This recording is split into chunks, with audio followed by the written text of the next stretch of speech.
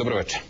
Vlada i italijanska kompanija A2A potpisali su ugovor o prodaji 11,46% akcija elektroprivrede. Italijani su po cijeni od 8,4 eura kupili oko 11,5 miliona akcija u vlasništvu države, a stekli su pravo na upis još toliko novoizdatih dionica elektroprivrede. A2A je jedna od najvećih italijanskih kompanija u oblasti lokalne proizvodnje, distribucije i prodaje struje i toplotne energije, tretiranja i odvoza otpada. Što je italijanska kompanija A2A postala suvlasnik elektroprivrede, do 30. septembra obogatit će Crnu Goru za više od 96 miliona eura. Potpisnici ugovora tvrde da će se dokapitalizacijom nacionalna energetska kompanija modernizovati i poboljšati poslovanje.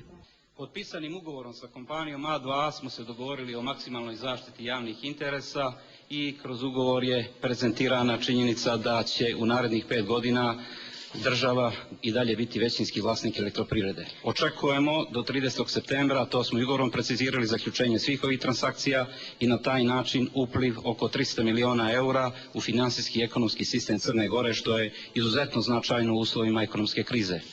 A2A će na račun elektroprivrede uplatiti 196 miliona i 200 hiljada eura za registraciju novoizdatih akcija.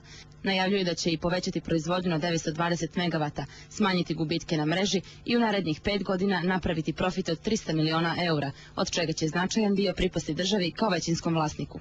Con questa operazione pensiamo che Smatram da Crna Gora na ovaj način može postati važno čvorište između Zapadnog Balkana i Evrope i naše je zadovoljstvo da smo postali partneri koji će doprinijeti razvoju tog energetskog sistema u Crnoj Gori. Mislim da elektroprivreda ima veliku mogućnost razvoja. Italijani su potpisali kolektivni ugovor kojim su se obavezali da u naredne 3 godine neće otpuštati radnike, a prihvatili su i vladin prijedlog otpremnina za dobrovoljan odlazak radnika.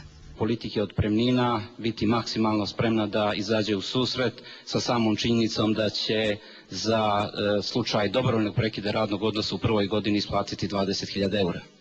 Manjinski akcionari koji su zainteresovani za prodaju akcija to mogu učiniti u narednih 20 dana po cijeni od 8 eura i 40 centi. Na pitanje zašto misle da će za 5 godina postati većinski vlasnici ako to nije precizirano ugovorom, Ravanelli je odgovorio: Naš odgovor je vrlo jednostavan, jer ono što mi nudimo jeste da u elektroprivredu unesemo novitet, da je razvijamo, to je ono što su naši ciljevi u budućnosti.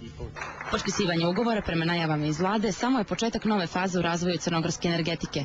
Lazović ističe da su prednosti energetski izvori i najavljuje tender koji će se već u oktobru raspisati za gradnju hidroelektrane na Morači, kao i tender za eksploataciju uglja iz bazena Maoče.